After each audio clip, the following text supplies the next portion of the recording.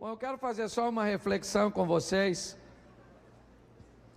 e ela está em Marcos, capítulo 10, verso 17.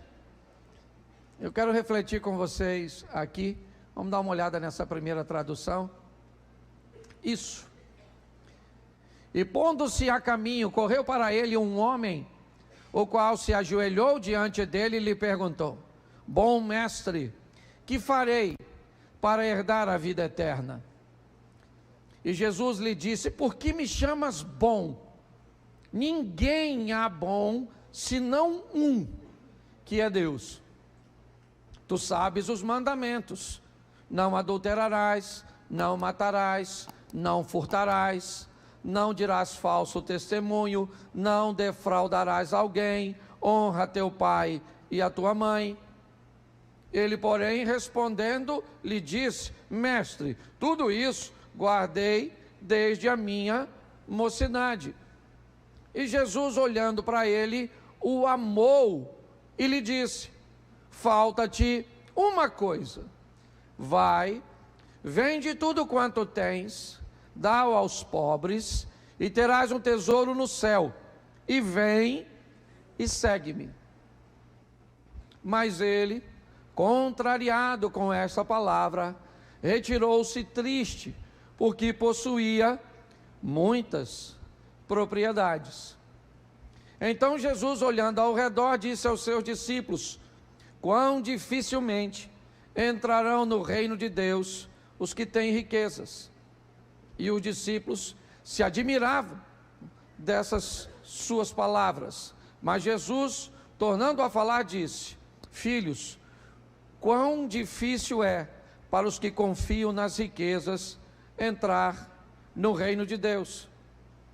É mais fácil um camelo passar por o fundo de uma agulha do que entrar um rico no reino de Deus. Feche seus olhos. Senhor nosso Deus e Pai, em nome de Jesus, eis aqui a Tua palavra, continua falando conosco.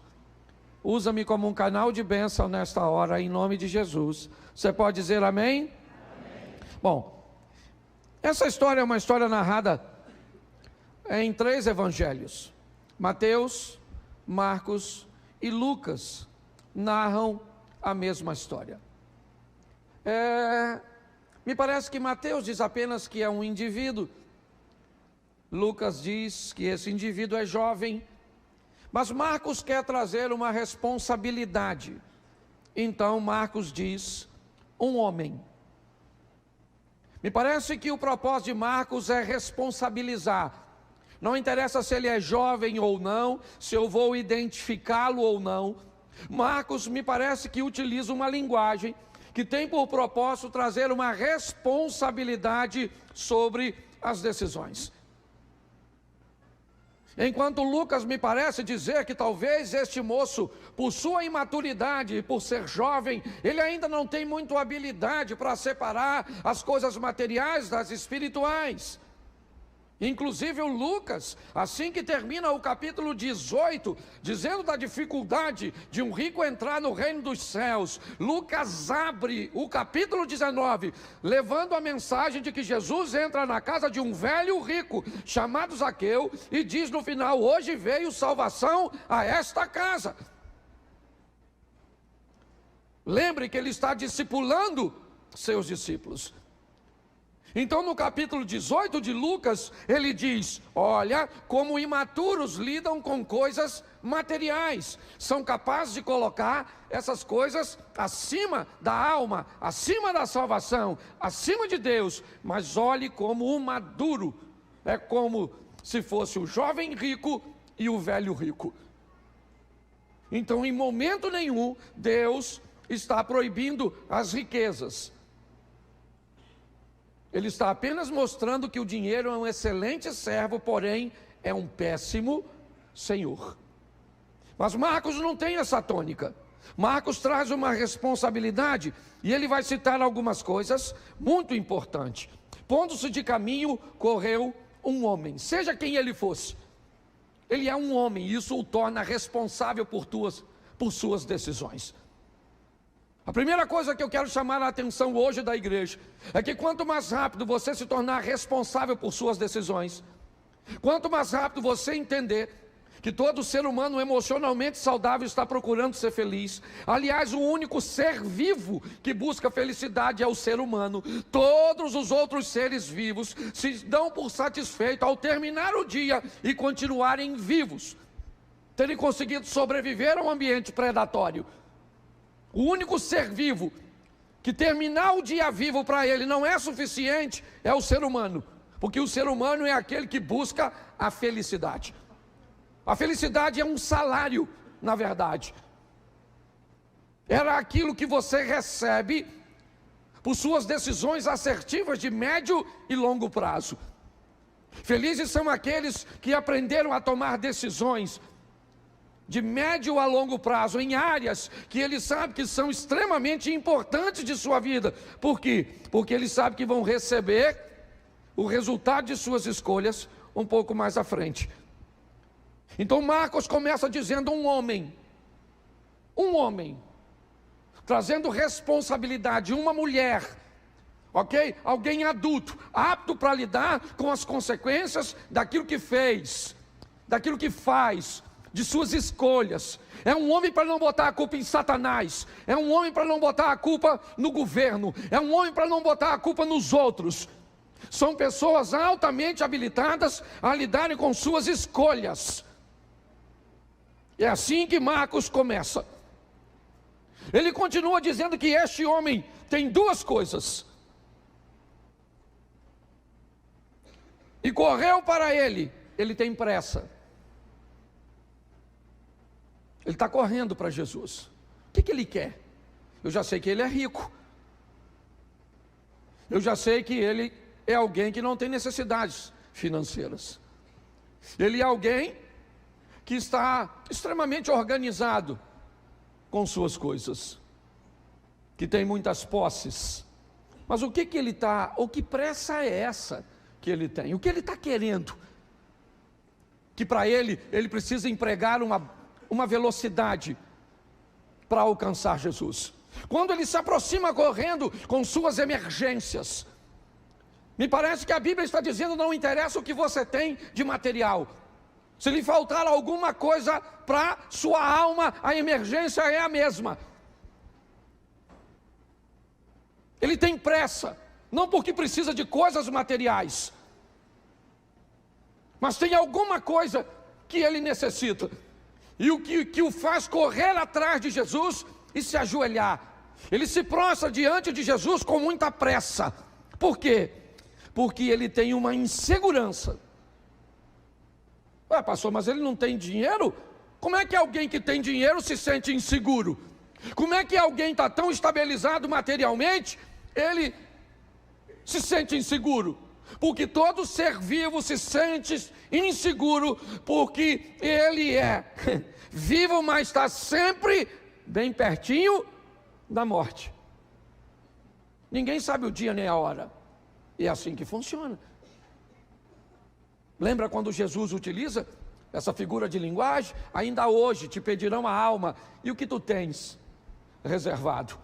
Ele tem pressa, sim. Ele tem uma necessidade, ela não é material. Ele se ajoelha e ele vai conversar com Jesus. E ele diz assim para Jesus, ainda no verso 17: bom mestre, que farei para herdar a vida eterna? Preste atenção. Que farei para herdar? O que eu tenho que fazer? Presta atenção que o verbo está no futuro. Ele não diz: o que eu fiz me dá direito à vida eterna. O que eu faço me dá direito à vida eterna. Ele diz: o que eu preciso fazer para herdar a vida eterna? Bom, ao que tudo indica, este mundo ele já ganhou. Só que a Bíblia diz que adianta o homem ganhar o mundo inteiro e perder a sua. Então ele não tem problema com vida terrena.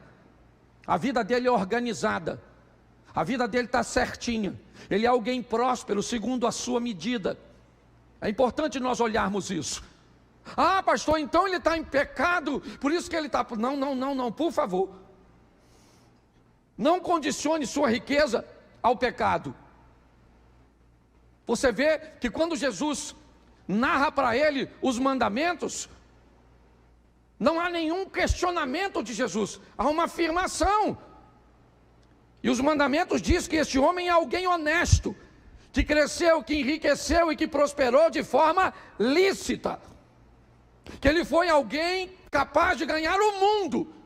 O grande problema deste homem é que ele é tão responsável que ele sabe separar o que é ganhar o mundo e o que é herdar o reino de Deus. E é essa a dúvida dele.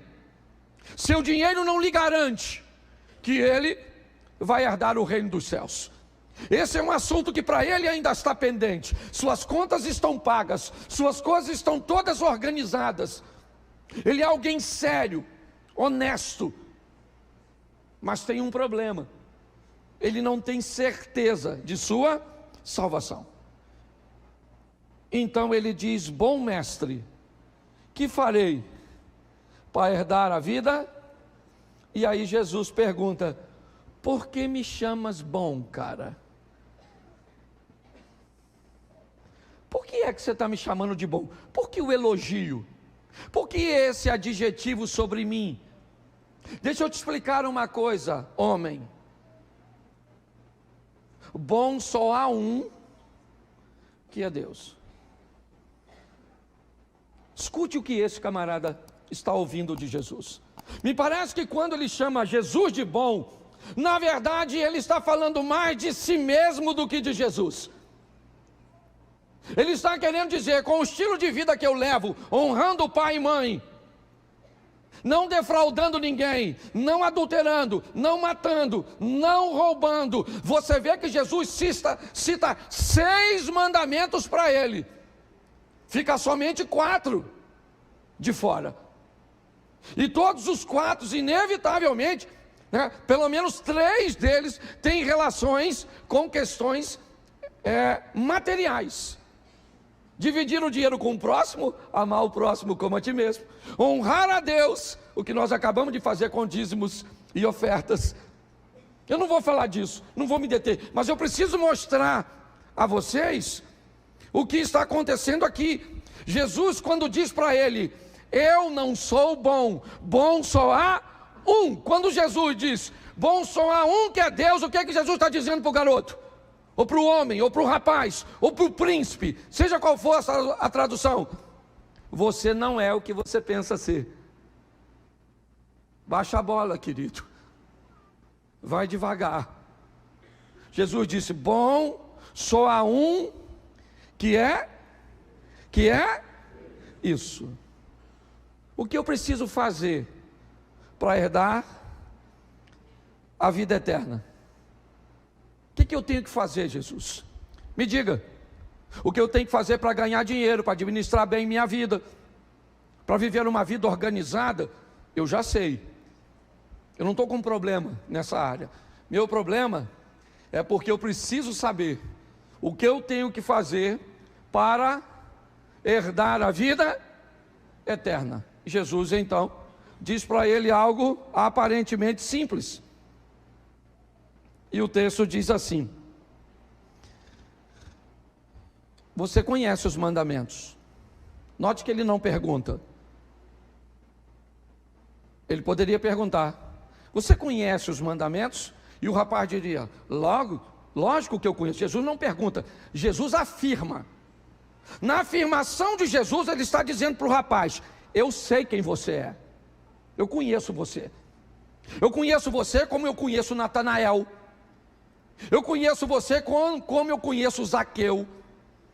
Eu conheço você como eu conheço a mulher samaritana. Eu sei o seu nome, sei onde você mora, sei tudo o que você viveu até o presente momento, porque eu, na figura de Deus, te teci no ventre da sua mãe. Então você pode enganar qualquer um, a mim não. Então Jesus disse: você conhece os mandamentos, e eu vou te explicar aqui agora qual você conhece. Deixa eu ler para vocês. Não adulterarás, não matarás, não furtarás. Note que está falando da integridade do indivíduo. É isso que Jesus está falando. Esse cara é um cara íntegro.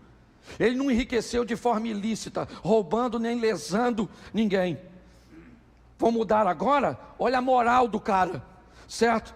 Não dirás falso testemunho, tudo isso, certo? Não defraudarás alguém, e honra o teu pai e a tua.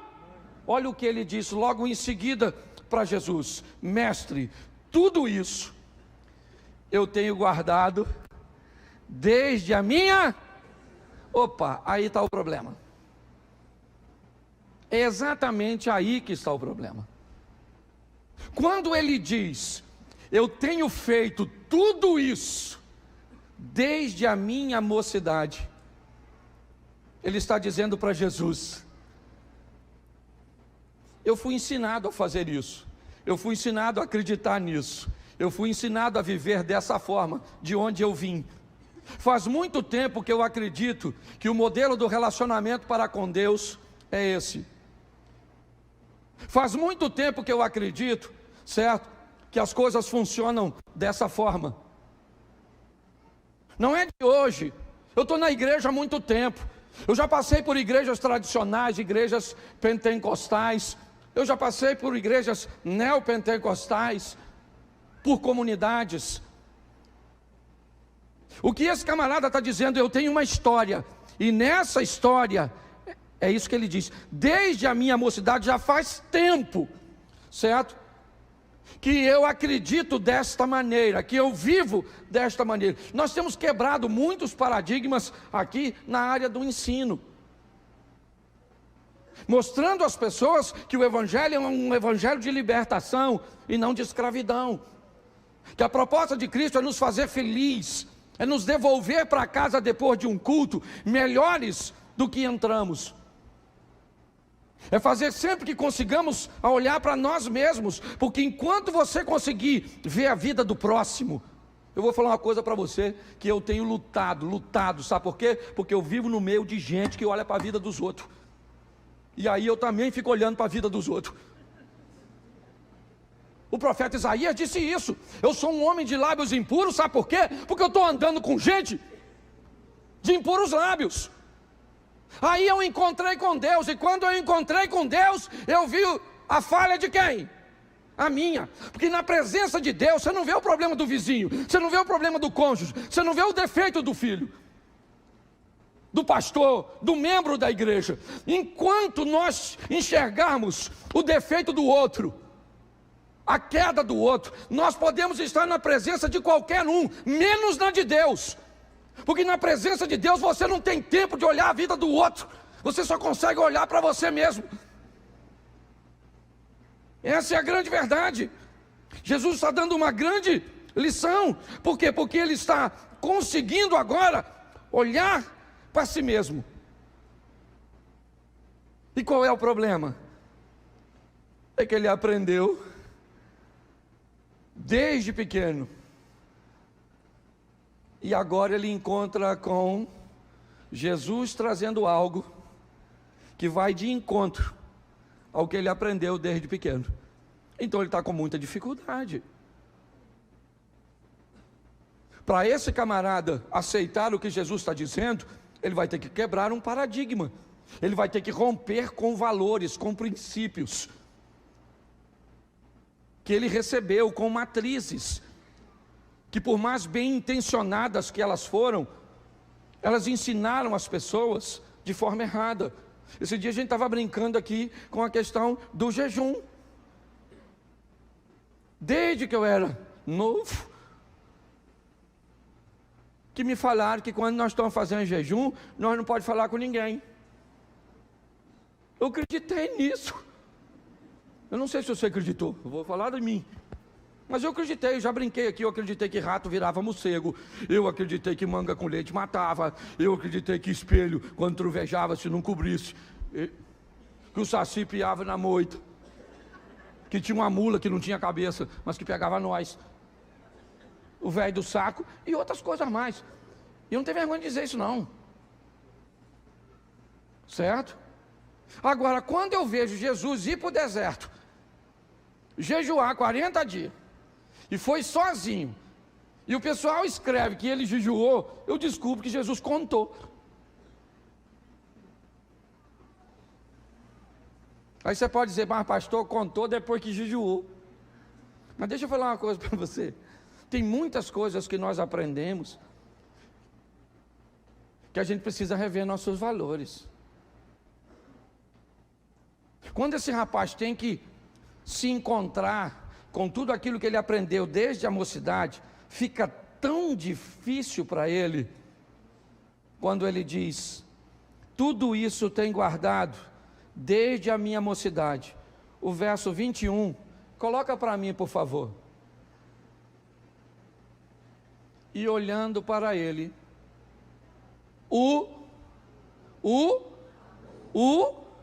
preste atenção.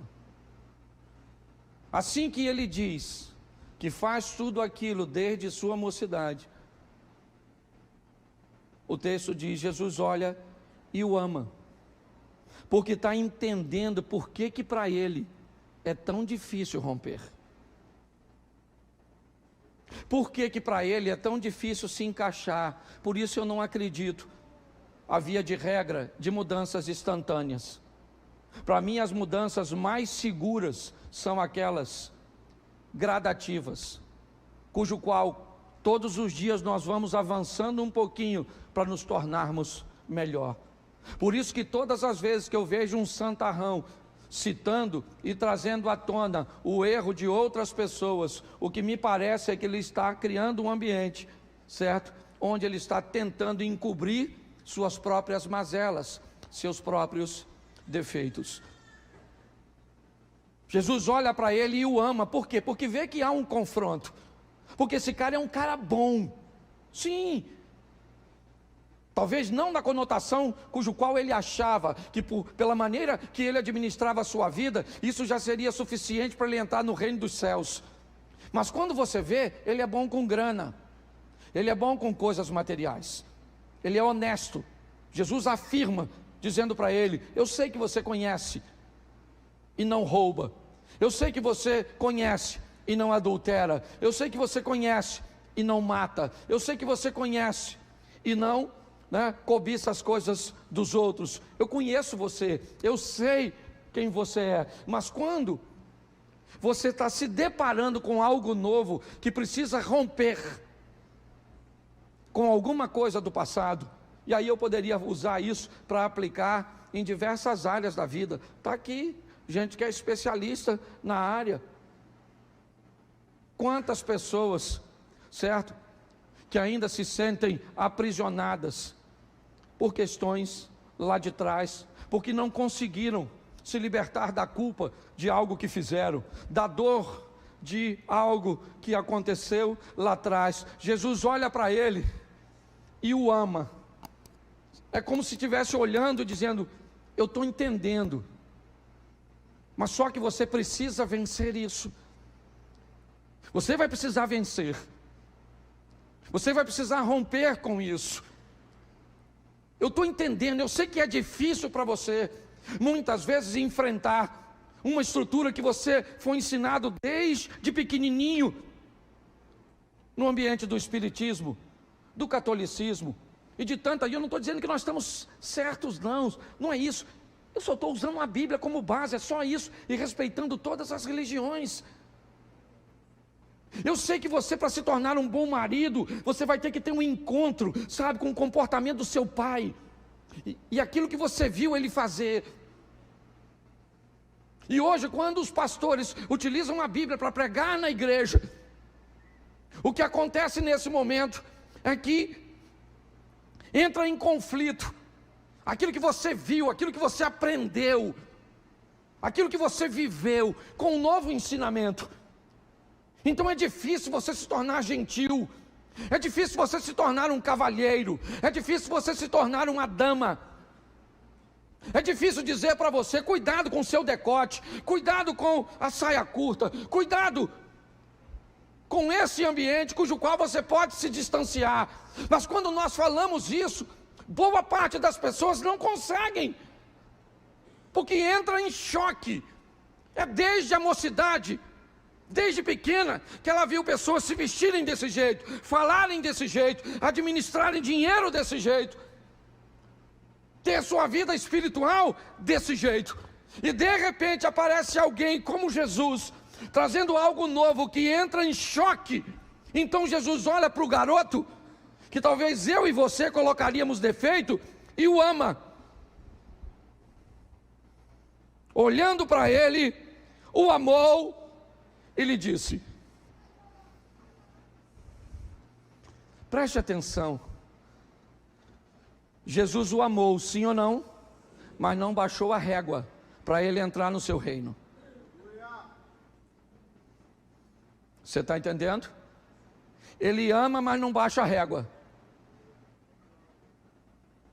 Ele ama, mas não vai abrir uma concessão para qualquer tipo de pessoa entrar. Não é assim.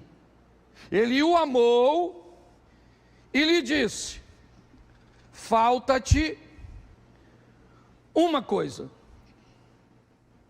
Uma só. Eu não sei se isso pode ser um elogio ou uma crítica.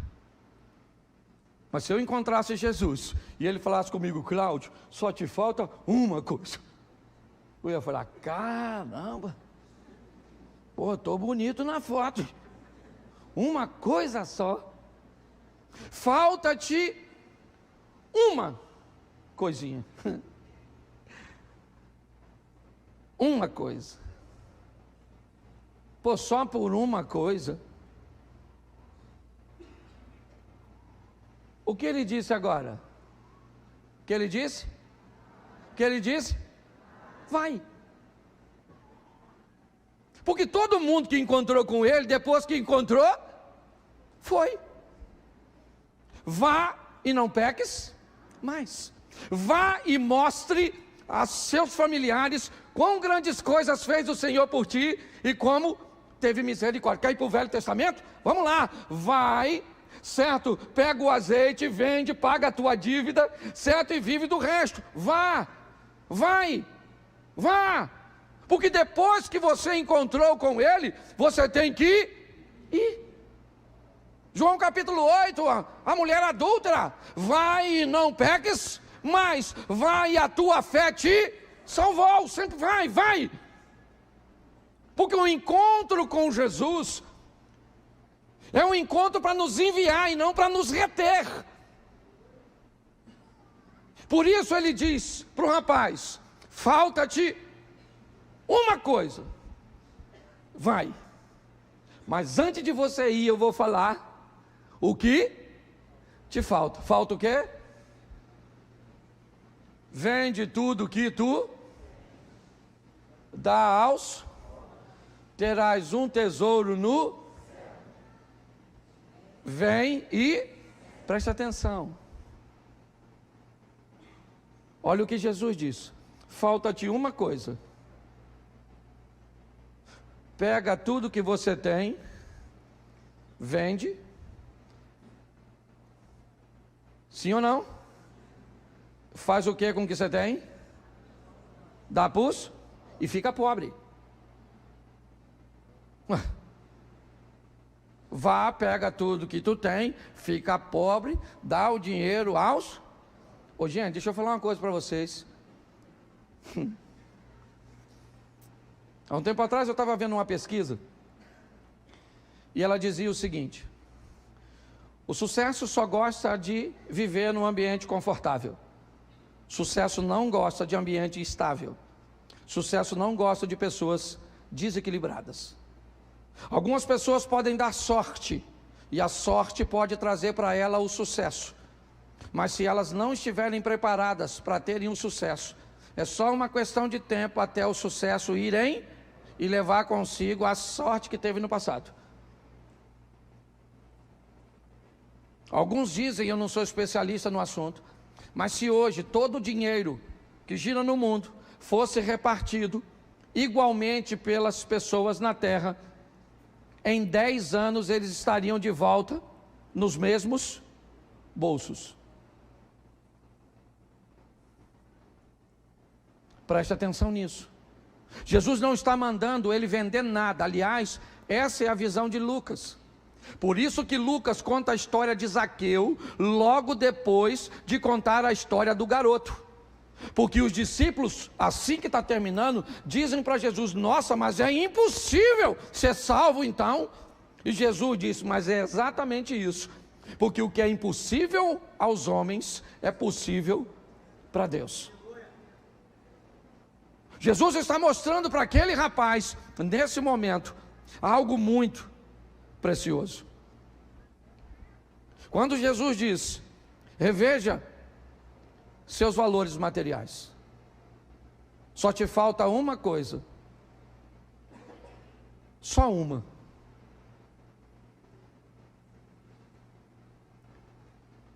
Os seus recursos materiais, a sua visão material está sobrepondo, está acima, e nós precisamos eliminar tudo isso. O texto diz, bota o 22, mas ele contrariado, claro que é contrariado com essa palavra, a palavra de Jorge Linhares, na última quarta-feira, uma palavra que sai do púlpito, que na maioria das vezes não te contraria, não te confronta, não diz que você precisa de uma mudança, de um reposicionamento, que não faz você ficar chateado, como disse ele, com o pregador, ou com aquilo que foi dito. Jesus disse para ele: pega tudo que tu tens, preste atenção, garoto, você quer vir atrás de mim, rapaz? Então vamos lá, pega tudo que você tem, é isso aí, pega tudo que você tem, vende, dá para os pobres, aí você vai ter um tesouro no céu, e depois você vem em mim, porque eu não estou querendo seu dinheiro, eu estou querendo você. Se o que você acha que eu estou querendo é seu dinheiro, se o que você acha que você vai entrar na igreja porque você é rico, tem um carro importado, tem uma empresa, porque você tem um nome, aqui nós vamos te tratar melhor, você não sabe nada sobre reino. Daquela porta para dentro, todos nós somos iguais. E quando chegamos perto um dos outros, descobrimos duas coisas fantásticas. Primeiro, que eu tenho defeito que você não tem. E segundo, que eu tenho virtudes que você não tem. Esse rapaz está recebendo uma grande lição juntamente com os discípulos. Vai, vende tudo que tu tens, dá aos pobres, terás um tesouro no céu, e vem, cara, vem sem dinheiro. Ele podia fazer isso, sim ou não? Sim ou não? Sim, não era nem para ficar triste. Ele era um cara altamente habilitado para lidar com dinheiro. Sim ou não? Você acha que ele ganharia o dinheiro todo de novo ou muito mais? Sim ou não? Porque ele era alguém que vivia dentro dos princípios. Ele não ficaria pobre? Não! Só que ele sabe muito sobre obedecer, mas pouco sobre o propósito da obediência. É assim.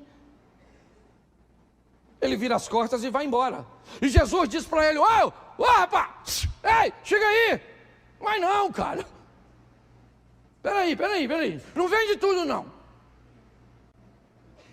Ó, vende só 50%.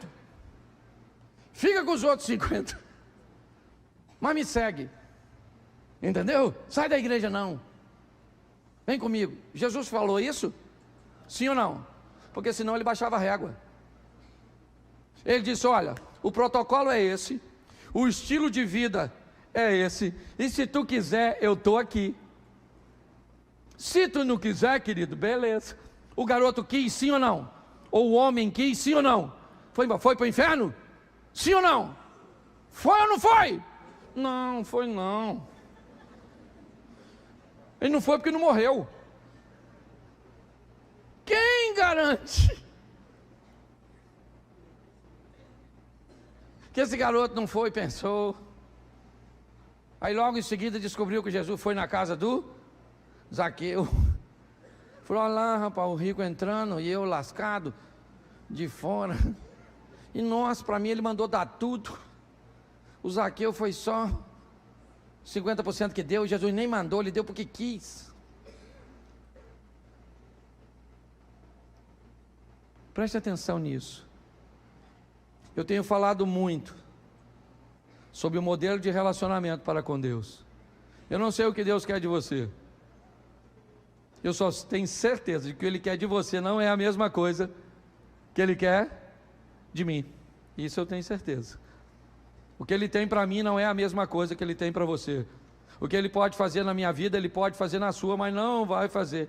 E o que Ele vai fazer na sua, Ele não faz na minha, porque não é o propósito dEle para mim me dar o que Ele tem para você. Nós precisamos entender isso. Esse rapaz, essa história, ela termina aparentemente estranha, é verdade, mas a do Nicodemos também terminou. Ele foi de noite ter com Jesus, Jesus lhe disse, põe para mim, João 3, é 3? Eu acho que é, João capítulo 3, isso, havia entre os fariseus um homem chamado Nicodemos, príncipe dos judeus. Este foi ter de noite com Jesus e disse-lhe, Rabi, bem sabemos que és mestre vindo de Deus, porque ninguém pode fazer esses sinais que tu fazes se Deus não for com ele, certo? E Jesus respondendo disse, na verdade te digo, que aquele que não nascer de novo não poderá ver o reino de Deus. Põe aí. Aí disse-lhe Nicodemos, como pode ser um homem nascer de novo sendo velho, porventura poderia esse tornar o ventre de sua mãe para nascer? O que Jesus disse? Certo? Aquele que não nascer da água e do Espírito não pode entrar no reino de... Isso, vamos lá? O que é nascido da carne é, o que é nascido do Espírito é... Vamos embora? Não te maravilhes de que tenha te dito necessário vos é nascer de novo. Vamos lá? O vento sopra onde quer, e ouve a sua voz, e não sabe de onde vem, nem para onde vai. Assim é todo aquele que é nascido do... Vamos embora? Nicodemos respondeu e disse, como pode ser isso? Jesus respondeu e disse, tu és mestre em Israel e não sabe isso? Se na verdade te digo, certo? O que nós dizemos e sabemos e testificamos, o que vimos e não aceita o nosso testemunho. Se vos falei das coisas terrestres, não cresce como mais, se eu falar das coisas celestiais. Ora, ninguém que subiu ao céu, depois você lê, que eu não sou obrigado também a ler tudo. Eu só queria que você entendesse uma coisa. Depois dessa conversa, o tal do Nicodemo vai para casa. Aconteceu alguma coisa, sim ou não? Capítulo 3. Bota aí, capítulo 7, versículo 51. Dá uma olhada nesse camarada aí. 7,51 de Nicodemo, de João. De Nicodemo. Volta aos 50. Isso. Nicodemos, o que era um deles, o que de noite fora ter com, disse-lhes, porventura condena a nossa lei um homem sem primeiro ouvir e ter conhecimento do que faz? Olha o que disseram. Responderam eles e disseram, és tu também na Galileia, rapaz? Examina e verás que da Galileia nenhum profeta surgiu. E cada um foi para sua casa. Gosto desse texto. Estava falando mal de Jesus, sentando por rede. Aí Nicodemo falou, parada é essa, maluco? Poxa, nós não temos direito de falar mal de um camarada, sem saber direito. Aí os caras falaram assim, ô Nico, escute só. Na Galileia não veio profeta nenhum não, rapaz. Lê a Bíblia, miserável. Entendeu? Você também está acreditando nesse negócio? O que o Nicodemo fez?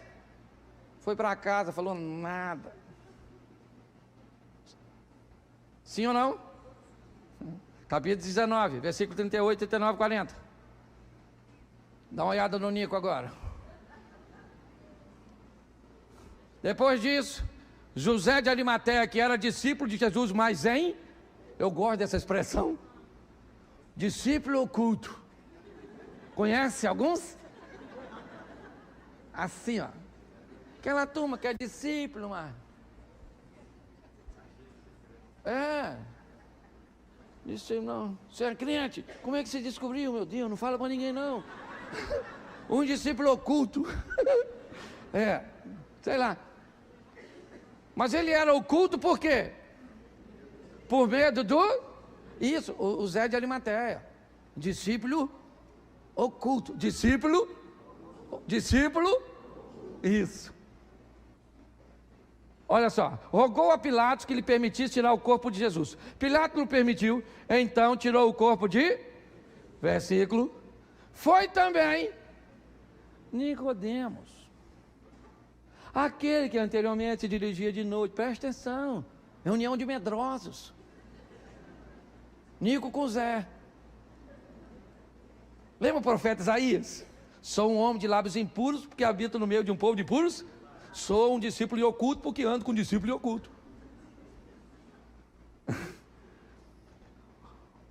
O Nicodemo, uma história que começou no capítulo, já está no, começou de noite e agora é de dia.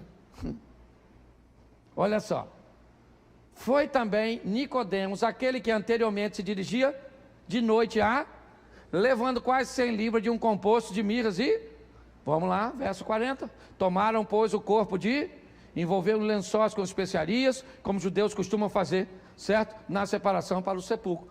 Quem é que estava lá de dia, pegando o corpo de Jesus, se expondo ao perigo de perder certo, o seu prestígio no meio dos judeus? O Nicodemos. Eu sou pastor e posso falar para você com toda a certeza do mundo, e tenho visto isso cada vez mais crescer, como tá legal falar mal dos outros para encobrir nossos erros. Como é fácil apontar o erro de alguém.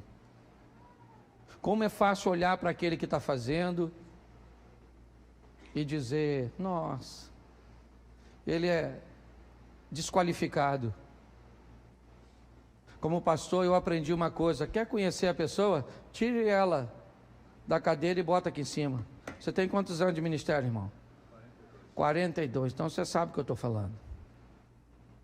Você bota alguém para dar uma palavra de oferta, no dia seguinte, ou às vezes no mesmo dia, eu estou recebendo um WhatsApp. Sabia que te divorciou? Sabia que está devendo a Light? Sabia, mas eu não sabia, que se eu soubesse. E pior, às vezes o cheiro de quem fala é pior. Eu gosto, sabe, dessa colocação, de que todas as vezes que a palavra chega, ela faz o que aconteceu com este rapaz. Ela nos leva, né, a ter um encontro com aquilo que faz com que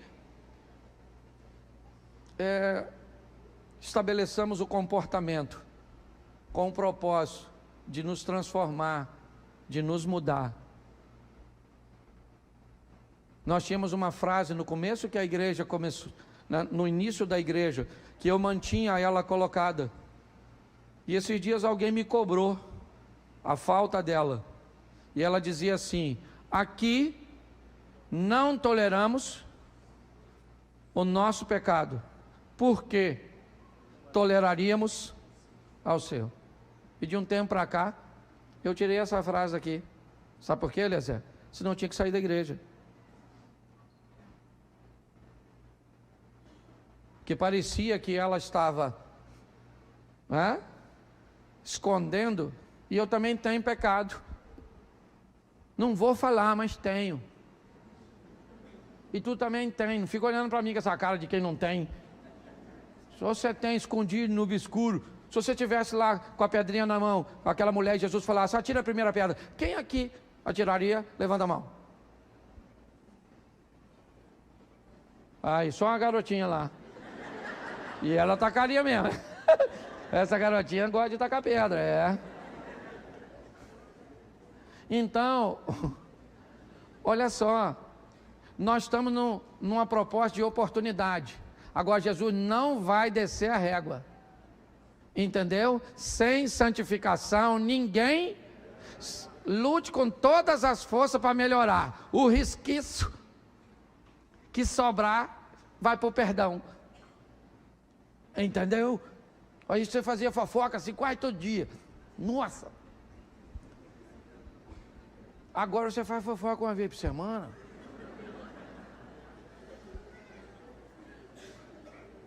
É ou não é? O que é isso? Evolução. Você brigava com a sua esposa, xingava a mãe dela. Hoje você briga, xinga uma prima de 2º grau. Diminuiu a intensidade. Você está rindo, mas é sério. Nós estamos aqui para melhorar. E se uma hora você achar que não dá para caminhar com a gente, que você é santo demais, procura uma igreja que tem mais santo que nós. Porque nós vamos continuar aqui, meu filho, lutando para ser crente, pedindo a Deus todos os dias misericórdia. Senhor, nos ajuda para a gente melhorar, servir de exemplo para alguém. Vamos embora. E o dia que você vê alguém da igreja, por favor, fazendo algo de errado, me permita usar você como elemento de prova, porque senão eu não posso fazer nada. As pessoas falam, pastor, vou falar uma coisa para o senhor aqui, ó, mas o senhor não fala o que eu falei, mas fulano está fazendo isso e isso, mas o senhor tem que corrigir. Mas então vão lá para a cariação, vão levar o criminoso. Não quero me comprometer, e aí eu me lasco. Tem gente na rua aí que eu tive que afastar porque fez besteira, mas não pude falar a besteira que fez. A família dele toda passa e vira as costas para mim. Sabia disso? Vira as costas para mim. E eu não posso falar, dona, chega aqui, chama seus filhos tudo, que eu vou falar quem é seu marido. Pronto, desgracei um casamento. Então lasca em mim. Mas eu estou feliz. Apanhando igual isso, boi ladrão, mas estou feliz. Lutando para ser crente igual você. Pastor, o senhor é louco, o senhor fala dos seus defeitos? Claro, eu vou falar dos seus. Então vamos sair, sabe para quê? Para viver uma vida de crente. Dobrar o joelho e falar, Senhor, como eu vejo o defeito dos outros. Pai, para os meus eu estou ceguinho. Mas da minha mulher eu sei tudo. Meu pai do meu filho, o bicho é preguiçoso, é porco, é isso, a minha filha é burra, é isso, aquilo, minha sogra, mas aquilo é o cão, e eu? Eu não sei, eu sou uma pessoa assim, honrada, decente. Será que é só eu que... Então vamos lutar para ser crente, olhar para as pessoas igual Jesus olhou, com amor. Você pode ficar de pé? Nós já vamos embora. Olha para quem está do seu lado e diz assim, eu sei quem você é. Aí fala agora assim para ela, para de olhar para mim, para. É isso aí. Pastor, eu queria aceitar Jesus, queria voltar para Jesus, queria conhecer mais sobre vocês. Aqui está bem divertido. Atrás daquela câmera tem uma sala. Lá na sala vai ter alguém para te receber, para orar por você, se você quer aceitar Jesus. Se você quiser uma informação dos nossos cultos ministeriais ou dos nossos cultos regulares, tá certo? Lá você pode, pastor, mas eu não tenho que fazer uma confissão pública. Tem, fica tranquilo. Futuramente você vai vir aqui à frente. Nós só estamos invertendo o processo, porque tem gente que levanta a mão, vem aqui e depois some. Então você vai lá primeiro, porque depois se você sumir, a gente não sente nem falta. Não vê aqui não. Não é, não é isso não, é só para não expor você e nem a igreja. Você tem que saber o que você quer. Jesus não está na promoção não, entendeu? Aqui não tem promoção. Você quer Jesus? Quer Jesus? Não é assim não, 50 centavos, 20, não. Então você quer receber Jesus? Ó, lá vai ter gente para orar por você, para te dar atenção. Caminha com a gente, vê se nós somos sérios, vê se a nossa teologia é legal, vê se a nossa dinâmica é boa. Aí depois você diz, agora eu quero. Aí vai lá, faz escola de servo, escola de batismo. Olha que legal. Aí vem para cá caminhar com a gente, ajudar os outros. Posso ouvir um amém? Amém. Isso. Feche seus olhos. Pai, muito obrigado por essa noite. Às vezes nos sentimos tão bons, ó Deus, como aquele rapaz, que na verdade era bem organizadinho, uma vida bem acertada, mas que ainda lhe faltava uma coisa: colocar o Senhor acima dos bens materiais.